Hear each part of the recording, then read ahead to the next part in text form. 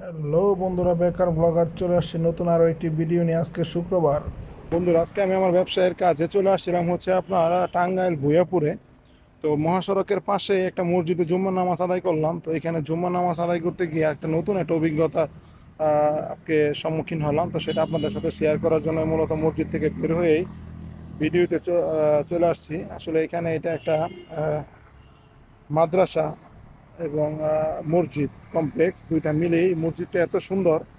কিন্তু মসজিদটা সুন্দর, কিন্তু নামাজ পড়তে গিয়ে একদম হতাশ হয়ে গেলাম। সেটা হচ্ছে যে এই কারণেই, এত বড় একটা মসজিদ যেখানে মসজিদের ভিতরে আপনার 6 কাতার মুসল্লির ক্যাপাসিটি রাখা হয়েছে। তো এখানে মোটামুটি অনেক বড় মসজিদ, কিন্তু এখানে অত্যন্ত দুঃখের ব্যাপার হচ্ছে যে মাত্র এক লাইন বা ধরেন 1.5 কাতার, 1.5 লাইন মানুষ মানে জুম্মার নামাজ আদায় করলাম। এত কম মুসল্লি মসজিদে কেন আমি জানি না। পরে আমি জিজ্ঞেস করলাম কমিটিকে যে ভাই, এত লোক, আপনাদের মসজিদের লোক এত কম কেন? আমাদের সচরাচর তো এরকম এত সুন্দর মসজিদের লোক আরো বেশি হওয়ার কথা। ওনারা বললো কমিটি জটিলতার কারণে আমাদের পাশে আর একটা মসজিদ হয়েছে এবং সেইখানে মানুষজন মানে দুই ভাগ হয়ে গেছে।